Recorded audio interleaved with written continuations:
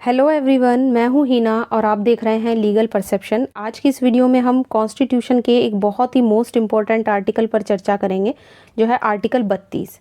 Exam में बहुत ज़्यादा पूछा जाने वाला आर्टिकल है। ये आर्टिकल इसलिए भी इम्पॉर्टेंट हो जाता है क्योंकि कॉन्स्टिट्यूशन में जितने भी फंडामेंटल राइट्स दिए गए हैं उन सभी की जो रेमेडीज़ हैं, जो सभी का उपचार है, अगर उनका उल्लंघन होता है तो वो आर्टिकल 32 में दिया गया है। और अब हम इसके एक एक खंड को डिस्कस करेंगे, लेकिन आगे बढ़ने से पहले मैं आपको बताना चाहूँगी कि अगर आप इस वीडियो लेक्चर की पीडीएफ लेना चाहते हैं, आप फ्री में टेलीग्राम से ले सकते हैं, जिसका लिंक आपको डिस्क्रिप्शन में मिल जाएगा। वीडियो के एंड तक बने रहिएगा। और अगर आप इस चैनल पर नए हैं या आपने इस चैनल को सब्सक्राइब नहीं किया है तो जल्दी से जल्दी चैनल को सब्सक्राइब कर लीजिए, क्योंकि आने वाली जितनी भी वीडियोज़ हैं हम उनमें जितने भी मेजर एक्ट हैं, चाहे वो आईपीसी हो, सीआरपीसी हो या सीपीसी हो, जो भी और मेजर एक्ट हैं, उन सबको सीरीज़ के साथ लेकर आएंगे और जिससे आपको उस चीज़ें बहुत ही जल्दी जो हैं क्लियर हो जाएंगी। तो चलिए आर्टिकल 32 पर चर्चा कर लेते हैं, लेकिन आर्टिकल 32 को जानने से पहले थोड़ी से जो है वो इसका इंट्रोडक्शन जान लेते हैं। देखिए, इंडियन कॉन्स्टिट्यूशन में जैसा कि हमें पता ही है और कई बार हम ये चीज़ डिस्कस भी कर चुके हैं कि जो भाग 3 है उसमें आर्टिकल 12 से लेकर 35 तक फंडामेंटल राइट्स दिए गए हैं, जिसमें 6 तरह के फंडामेंटल राइट्स दिए गए हैं और जिसमें से 5 तो आपके जो हैं मूल अधिकार हैं ही, हालांकि ये भी एक मूल अधिकारी है, संवैधानिक उपचारों का अधिकार। लेकिन एक जो फंडामेंटल राइट्स है वो इनके उल्लंघन होने पर रेमेडी की बात करता है, उपचार की बात करता है, जिसे हम आर्टिकल 32 से 35 तक देखते हैं या पढ़ते हैं और उसे संवैधानिक उपचारों के अधिकार का जो है वो नाम दिया गया है। तो ये चीज़ हमें पता होनी चाहिए कि 6 फंडामेंटल राइट्स हैं, उसमें से 5 जो हैं वो आपके फंडामेंटल राइट हो गए और एक जो राइट है वो आपका रेमेडी की बात करता है, जो हम आज डिस्कस करने वाले हैं। अब ये अधिकार चूंकि किसी भी मूल अधिकार के या सभी मूल अधिकारों के उल्लंघन पर उपचारों का वर्णन करता है, इसलिए इसके महत्व का वर्णन करते हुए डॉक्टर भीमराव अंबेडकर जी ने कहा है कि अगर मुझसे पूछा जाए कि संविधान का वो कौन सा विशेष अनुच्छेद है, वो कौन सा स्पेशल आर्टिकल है जो सबसे महत्वपूर्ण है, जिसके बिना ये संविधान ही बिल्कुल शून्य हो जाएगा, तो मैं इस आर्टिकल के अलावा किसी दूसरे का नाम नहीं लूँगा। यह तो संविधान की आत्मा है। तो उन्होंने इस जो फंडामेंटल राइट को, ये जो संवैधानिक उपचारों का अधिकार है, इसको कॉन्स्टिट्यूशन की आत्मा कहा है। यानी कि सारा का सारा जो सार है, सारा का सारा जो निचोड़ है वो यहीं पर आकर ख़त्म हो जाता है, क्योंकि ये रेमेडी की बात करता है। कोई भी अधिकार बिना रेमेडी के कोई महत्व नहीं रखता। अगर कोई आपको राइट दिया गया है और उसके वायलेशन के लिए आपको कोई रेमेडी ही ना दी जाए कि अगर वो राइट वायलेट होता है, उसका उल्लंघन होता है, तो आप कहाँ से उपचार लोगे, आप कहाँ से कंपनसेशन लोगे, कैसे जाओगे, कोर्ट में कैसे जाओगे, किस चीज़ के माध्यम से जाओगे। तो जब वो चीज़ ही नहीं होगी तो उस राइट का भी कोई महत्व नहीं होगा, कोई इंपॉर्टेंस नहीं होगी। तो क्योंकि ये रेमेडी की बात करता है, इसीलिए उन्होंने इसे संविधान की आत्मा कहा है। फंडामेंटल राइट्स का महत्व तभी है जब उसके साथ उसकी रेमेडी है। अब आर्टिकल 32 क्योंकि 4 खंडों में बटा हुआ है, एक एक करके हम इसके खंड देखेंगे।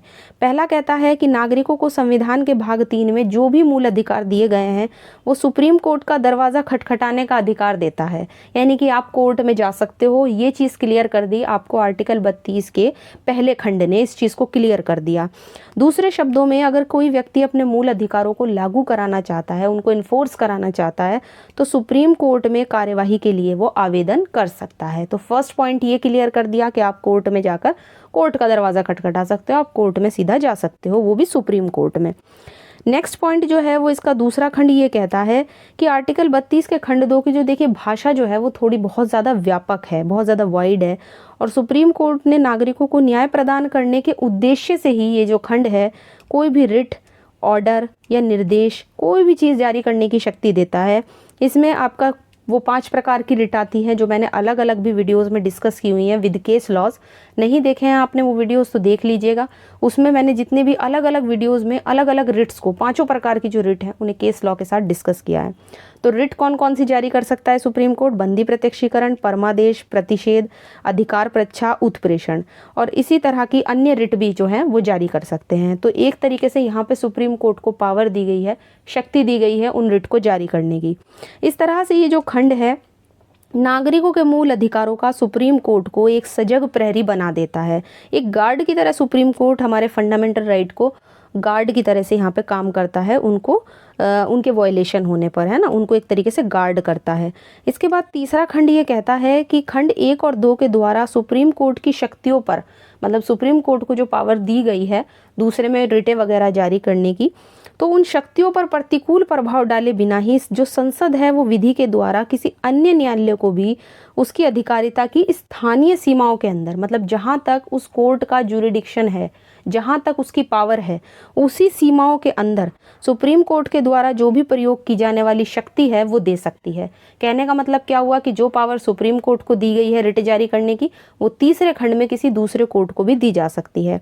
इस खंड में किसी अन्य न्यायालय से क्या मतलब है? हाई कोर्ट से भिन्न किसी ऐसे न्यायालय से है, क्योंकि हाई कोर्ट को तो 226 में पहले ही ये पावर दी गई है।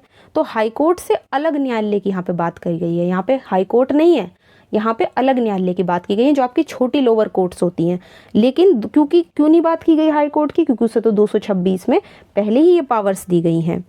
चौथा खंड क्या कहता है कि आर्टिकल 32 जो है उसके द्वारा जितने भी अधिकार हैं वो संविधान के द्वारा अन्यथा उपबंधित किए जाने के सिवाय निलंबित नहीं किए जाएंगे। यानी कि जब तक कॉन्स्टिट्यूशन में कोई प्रोविज़न ना हो, ये जो अधिकार है जो आर्टिकल 32 में है इसको निलंबित नहीं किया जाएगा। जब कॉन्स्टिट्यूशन में जहाँ जहाँ प्रोविज़न है वहीं पर इसको निलंबित किया जाएगा।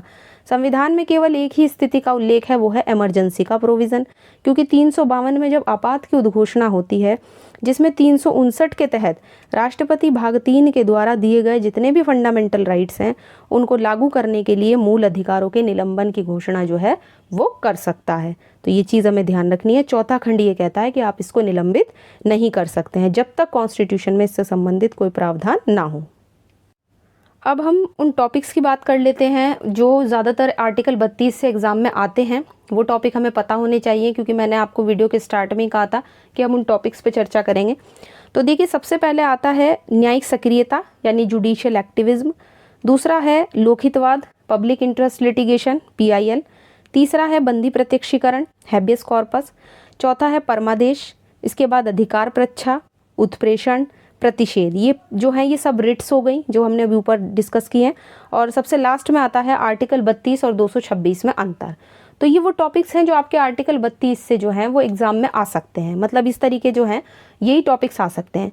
रिट जो हैं, देखिए मैं उस पर अलग ही एक अपना सेपरेट वीडियो सब पे बना चुकी हूँ। एक सारी जितनी भी रिट्स हैं आपको सब पर एक वीडियो मिल जाएगा।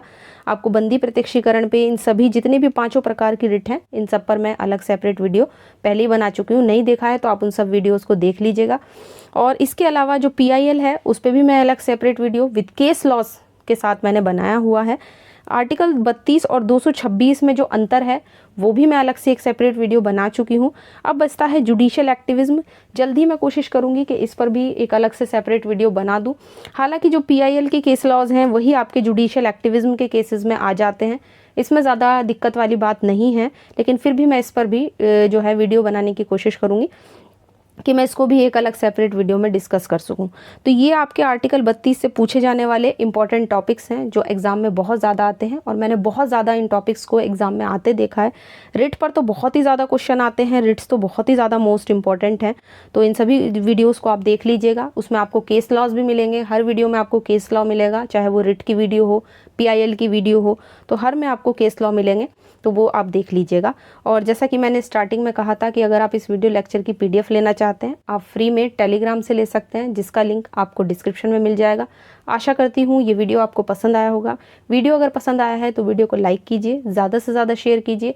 और अगर आप इस चैनल पर नए हैं या आपने इस चैनल को सब्सक्राइब नहीं किया है, तो चूँकि आने वाले टाइम में हम सभी जितने भी मेजर एक्ट हैं उन सब की सीरीज़ लेकर आने वाले हैं, तो जल्द से जल्द इसलिए आप चैनल को सब्सक्राइब कर लीजिए।